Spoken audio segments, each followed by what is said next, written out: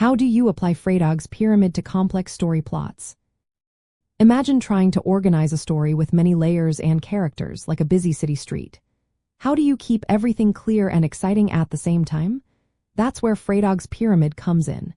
It's a 5-part structure that helps shape a story into a clear flow: exposition, rising action, climax, falling action, and denouement. When working with complex plots, you can still use this framework as a flexible guide.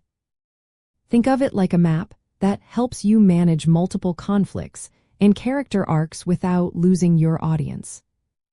Start with the exposition, where you introduce your main characters, the setting, and the background. For complex stories, this might mean giving a quick overview of several characters' backstories or different locations. The goal is to focus on what drives the main conflicts.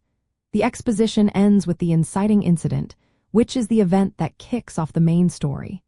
Even if your story has many layers, this moment should clearly set the story in motion. Next, the rising action is where tension builds. In a complex plot, this stage might include multiple subplots or conflicting goals among characters. Each subplot should add to the overall tension and push the story toward the climax. Use this part to deepen character motivations and raise stakes. Make sure each thread connects back to the main conflict so nothing feels disconnected. The climax is the turning point where the main conflict reaches its highest point. In a complex story, this could mean several simultaneous climaxes happening in different subplots or a big event that impacts multiple characters. The key is to create a moment of uncertainty that keeps readers guessing about what will happen next. After the climax, the falling action shows what happens as a result. This is where the story begins to entangle. In complex plots, this phase carefully resolves different storylines, showing how characters respond and how conflicts start to settle. It's important to keep this part clear so readers don't get lost in too many loose ends. Finally, the denouement wraps everything up. It's where loose ends are tied, and the story reveals the new status quo. Even with many characters and conflicts, this part should give a satisfying sense of closure. When applying Freytag's pyramid to complex stories, treat each subplot as its own mini-arc within the larger structure.